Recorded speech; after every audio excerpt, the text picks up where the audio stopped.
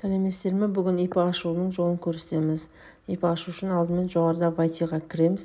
Егер де Вайти болмаса, регистрацияға кіріп, мына жерде с помощью ECP басамыз да галочканы қоямыз, соглашение. Далені басып, ары қарай кез келген парольмен почтаны жазсаңыз болады. Бұл бір сертификат басып кірсеңіз болады. Ал біз бұл жерде Вайтимен кіреміз.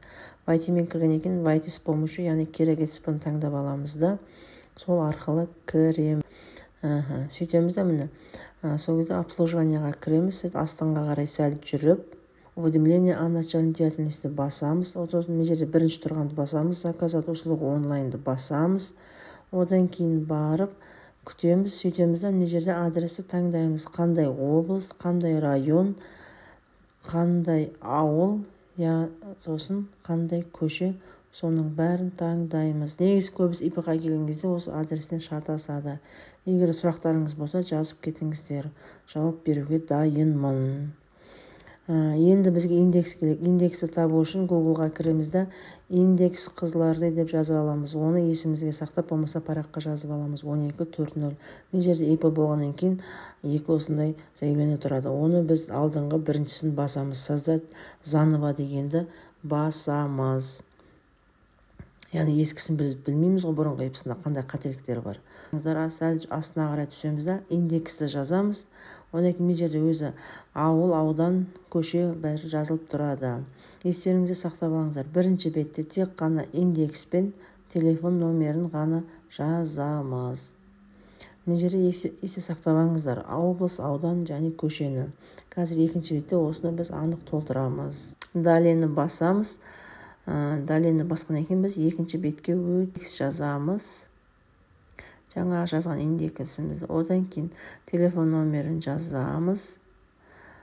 Телефон номерін жазамыз.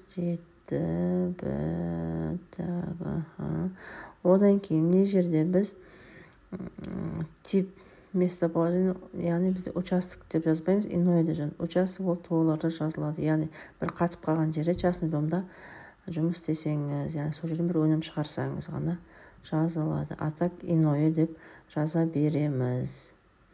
Одан кейін бізде местоположение. Осы жерде енді біз адресті таңдаймыз. Адрес таңдағанда бірінші обязательно облыс таңдаймыз. Қызылорда облысы, район жазамыз.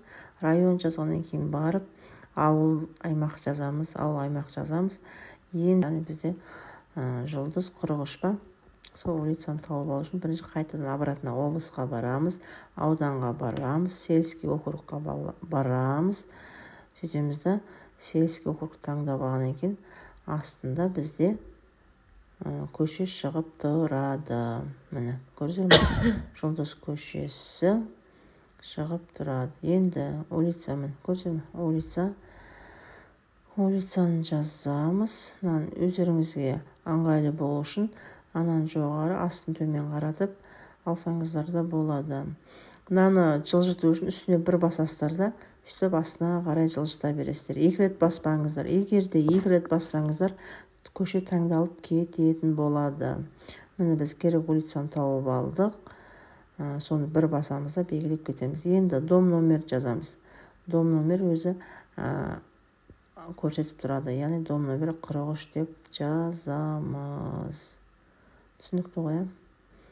Бұл жерде дәл сондай бір рет басамыз, 2 рет баспаймыз.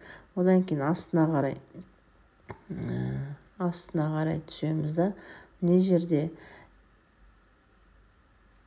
вид помещения. Помещенияны жазсақ та болады, неге жазып сұрамайды көбісі. Жазбасақ та болады, не жазбай қояйық. Енді мына жерде вид предприятия личное деп жазасыздар, яғни өзіңіз үшін ғой. Одан кейін атын жазасыздар.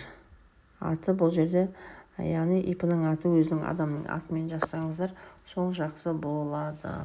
Әйтпесе фамилиямен жазылып кетеді, ат қоймасаңыздар. Одан кейін отправить дегенді басамыз. Отправить дегенді басамыз. Өздері тексереді. Яғни нет деген жаңағы. Сыбайлас жемқорлыққа қарсы бар ма жоқ па дегендер ғой. Одан кейін мына жерде де отправить дейміз. Бұл жерде бізге бере ма, яғни да деп тұр, яғни ашуға болады дейді. Енді мына жерде выбор режим. Режимді таңдаймыз. Режимді таңдау үшін бұл жерде бұған розничный налога дейді. Яғни далее басамыз, міне. Сөйтіп бізде ИП ашылды. ИП-мыз ашылды. Енді бұған окет қосуына жасыл тұр ғой. Добавитті басамыз да. Розничный торговля деп іздейміз. Розничный торговля деп іздейміз. Розничный торговля шықпады. Яғни торговля деп іздеп көрейік. Торговля. Торговля деп іздеп көрейік. Міне шықты. Көріздер ғой. Торговля шықты.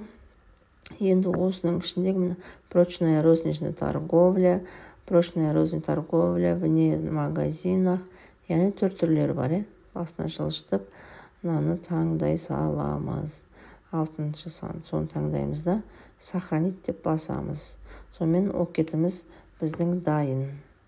ИП-ның океті прочная розничная торговля вне магазинах. Үстіп осылай окет іздеп тауып сохранить ете берсеңіз болады. Бір ИП-да бірнеше окет болуға болады. Қарай, далені басамыз. Далені басқаннан кейін сөйтіп ЭЦП арқылы қол қоямыз. Жаңа керекті ЭЦП-ны выбрать сертификат басамыз да. Өзімізге керекті ЭЦП арқылы қол қоямыз. Үстеміз ИП-мыз ашылды. Егер де сұрақ болса қойып кетіңіз. Тіркеліп колокольчикті басып кетіңіз. Керекті мағлұматтар, пайдалы ақпараттар алып отырасыз. Міне ИП ашу осымен аяқталды.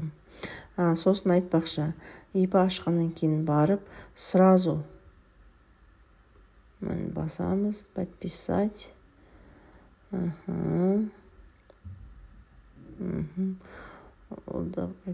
Бірінші басамыз, выбрать басамыз. Одан кейін личный кабинетке кіреміз, историяға кіріп, ИП-ның талоны мен уведомлениясын скачать етіп алсақ бол. Уведомлением басамыз, приятного го басамыз, бірінде скачать уведомления. Одан кейін барып сохранить. Одан кейін талонды скачать етсек, сонымен біздің шаруамыз шешілді. ИП-ны осылай 5-10 минутта ашуға болады. Егер сұрақтарыңыз болса, жазып кетіңіз.